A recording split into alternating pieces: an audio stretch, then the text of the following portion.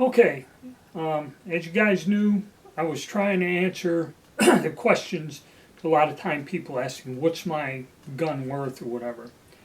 And really I can't answer that because I'm not trading and selling constantly. But over time, yeah, you should know what a reasonable price is for something you bought, say, 5, 10 years ago, or what's the going rate that's fair, okay, and not insane. And that's why I brought up the gun broker. And now a lot of people will argue with you that the gun broker is not the place to go to figure out what your guns are worth, and that's somewhat true. Because there's a lot of overpriced stuff on this auction site. But I found one place that pretty much, and like I said, I bought from them and I put some things into their auctions.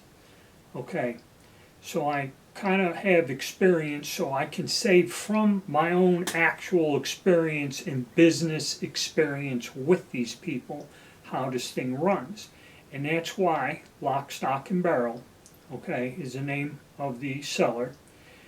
It's a pretty good gauge, but not perfect, and I'll show you why. Let's go over, and like I said, you put the stuff in there, it runs 2 weeks. It just ended last Sunday, and there are several guns I was reviewing in my collection, and we'll get an idea of what they sold for. Okay, this is about the best I can get with the camera. Alright, so we'll start. I had the French 1873 Army revolver. Now, one of these came up at a local gun show years ago, and I was $650 to me was the highest price. This thing sold for $1,050, and to me, I don't want one that bad to pay $1,000, but $600 or $700, I'd say I'd go for it, but I ain't really looking. And if we look at the bids, I know some of these people, and about $600-700 is a nice price. But as you see, we got one person here, and that's another thing, you can read this. One person wanted it bad. He went up, another one wanted it worse than him. He bid $1,000, this guy bid $1,000, he bumped it again, and then this guy here got it. So that person wanted that gun pretty bad. Okay. Next, our Swiss Army. Now this one's a little bit better than the one I have. It's been refinished.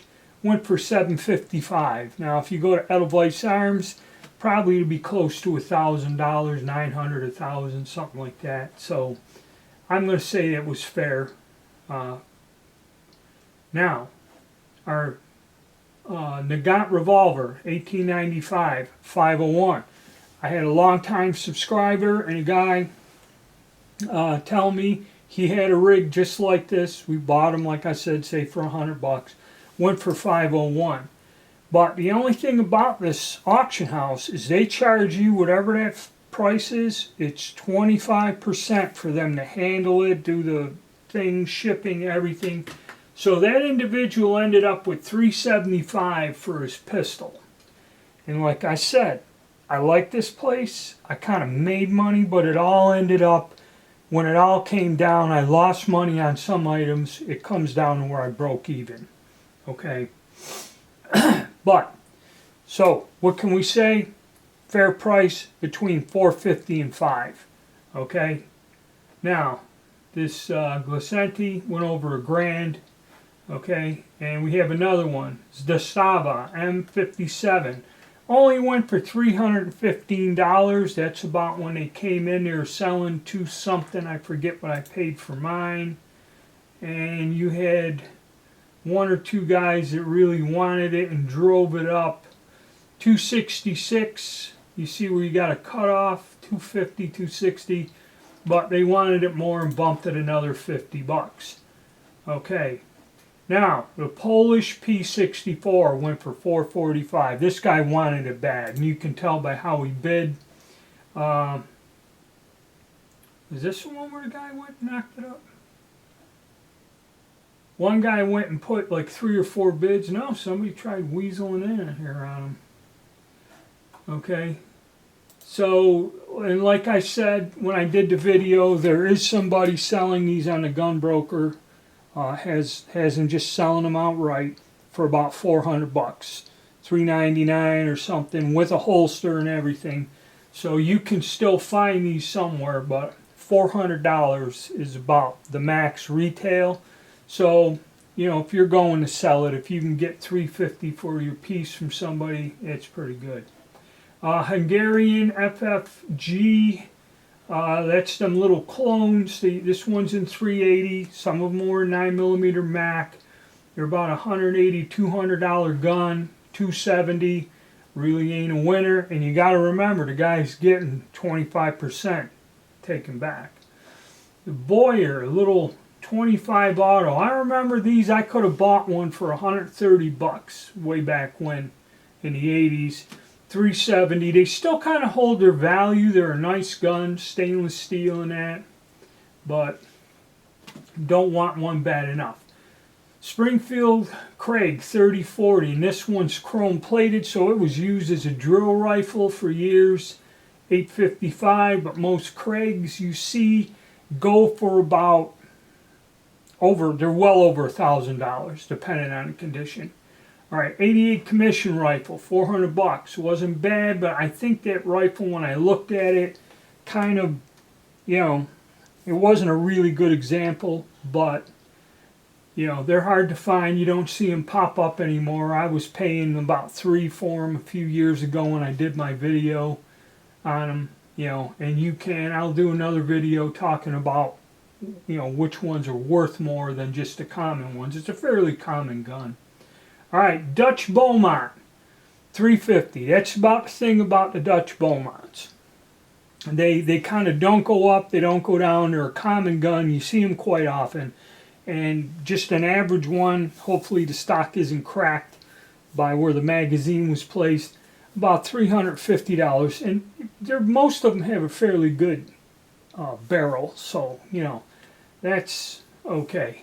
All right, French Chasspot, but it had the bayonet. The bayonets usually are $175, so deduct that. You know, you're about in the $800-900 range, which is about, for a nice Chaspo, you know, that's got a clean bore in that's not a bad price. So with the bayonet, I'm going to say that's fair. Now the Gras. The Gras, I believe this one had some, the barrel was gray or something, so it didn't go for much. Actually, that's a pretty good deal. I'm not quite sure about that one. Now, 1903 Mannlicher Scharnauer, the Greek version. Real tough gun to find. A lot of them were sporterized, so it's tough to find one in the original military condition. It's not all beat to shit. $1,000, but the thing is, for me, the bore was bad. So I don't think it was... He paid a little too much, but they are a tough find. So the guy probably not so much worried about shooting it, but he wanted a nice example for his collection. Now, our Austrian Rasgasser. Okay, and this did not come with a holster or nothing, but it went for $804. That's about correct. You know, when I bought mine, it was many years ago. It was a little bit less. But if I sold it through this auction and got this price, I would have kind of lost some money on it, even though it's more than what I paid for it. So that's where you got to take the good and the bad. But about $800 with the holster. CZ V70. Now these came in recently. I bought one, oh, I'd say 4 years ago or so, and it was about two something. I can't remember exactly. It wasn't 300. So that's not bad. So you figure these pistols, you're not seeing them anymore. 3.5 is pretty much a fair price. Type 44 carbine. I don't know if this is with the bore in that. This is one of the more unusual Japanese guns. $740. Really don't want one that bad, but they do kind of go for there. I wouldn't pay $740 for a Type 38, but that's the way it goes. Now, Swedish Husqvarna Nagant, 1887. This is a little bit unusual gun, and the thing is, this cartridge is tough to make. It's the same as the Swiss, but it uses a healed bullet. Okay, so it's a real tough cartridge to make. $515 was a great price. I'd say you don't see them that often. They go 7, 8. And this fellow wanted it bad, and he was going about, this guy 3, 4. I'd say 400 was fair if you wanted to be safe. But this guy wanted it bad enough, 515, and I say that's a buy. He made out. Now, Norinco Tokarev's Type 66, $280.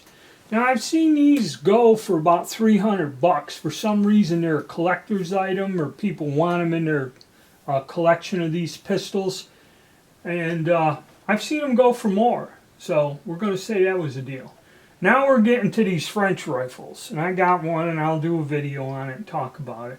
But I told you, these Moss 36s, they sold for under $100. You know, of course, that was getting close to 35, 40 years ago.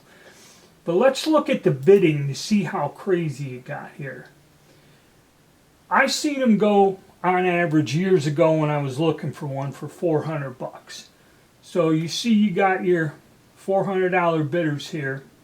Okay, and some guy, he wants it bad. I'm going to go $550, and he kind of craps out at 600. No, he didn't. He went 700. That guy, he must have wanted this gun bad. He went up to 800, and some other guy nailed him for $5. That's way too much. In my opinion, that's way the hell too much for this rifle. Okay, it's crazy.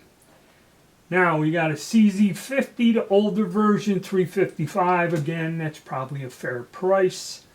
We had another Moss 36. One of these had the butt plate, or this is the one, had that rubber stock, and I thought the person mistook it for the one with the grenade launcher permanently affixed. You don't see it. But again, here's this guy that really, he come in strong early. He put these bids in early. That's why you don't see no lower ones. And he bid this up he went from $650 to almost $750. And then somebody come up, and again, this was the guy that was pinging the other one. This guy went up over the top of him. So he had two of them fighting over it, but $800, way the hell too much, I believe, for this gun. Here we go. CZ52 went for $410. It was lingering down there in the low 2s and 3s. And you got some FFL, so I don't know if either this person runs a business and just wanted it for himself, or he has somebody he could sell it for, somebody in his customers want the thing, and that would give him room to move on selling it. I don't know. But $400, you know, for what I've seen, you know, I bought the gun years ago for $400, but you look at what most of the Milsurp pistols come in, 3.5, 4, 400 might be the way to go. Now this one was unusual. It's a French model 1892, but it was in really nice shape, and it is an antique. So it was made in, I think, 1893 or 4, which gives you the hassle. You don't have to have it transferred, but $1,400. I don't know if the holster's original. I really don't collect these. They're somewhat of a common gun, but I don't know. I think the one I bought was a little on the beat up side. I don't think I even paid $300 for it. Okay, so. And last but not least, Type 14 pistol. Now the one thing I didn't like about this auction company is they put a whole bunch of Japanese pistols up. It must be one individual had a accumulation of them. There was like 6 of them in one auction, and they really didn't go high. The Jap pistols, some of them I see going upwards to $1,000. If they're worth it, I don't know. The one I bought many years ago, and they were going not even close to $1,000. And this is an earlier one without the elongated trigger guard. So this one was made, oh, it says there, 1927. So that's an older one. Has some value, but about 900, 1,000. It's about the going rate. I've seen them go on auctions for that. All right. All right, guys, that's my review. We're kind of lucky we caught all of this, and we had some examples, and some people did give me feedback of what they've sold their items out of their collection for, and it gives you an idea of at least what they're worth or what to pay for.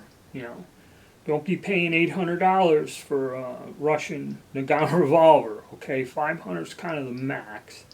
If you can get one for like $4, you're probably doing okay. All right, and like I said, some of these other guns, you cannot use every seller on Gunbroker to do this, because some of them, it's like when they paid $1,500 for a M44 Nagant carbine. Okay, I mean this was insane. So about a week later, the individual had another M44 carbine, and I said, okay, I'll bid $300, and the same person that paid $1,200, that same username, starts outbidding me, and I'm going, and I deliberately was going, and I took a risk. I said, you know what? I'll put like $500 on it. I bid for $500, and within 24 hours, this individual outbid me. And I stopped bidding, and that's where it stayed. Okay, I don't know if these people do this to show if the auction, like I said, it could be fake to go to $1,200, and then someone goes, well, I seen one sell for $1,200 on a Gunbroker. That's what they got to be worth. You can't do that. You got to use, and that's what I'm trying to show you guys, how to use this resource to get somewhat of a reasonable idea. Because you can find many of those other handguns, much like my little Astra 300. I mean, some of them, the lowest price was $750, $800, and some of them went up to $1,900. Okay, the pistol's just not worth that. Unless you had documents saying it belonged to someone famous or something, then maybe it's a different story. But just a somewhat common gun is not worth that much.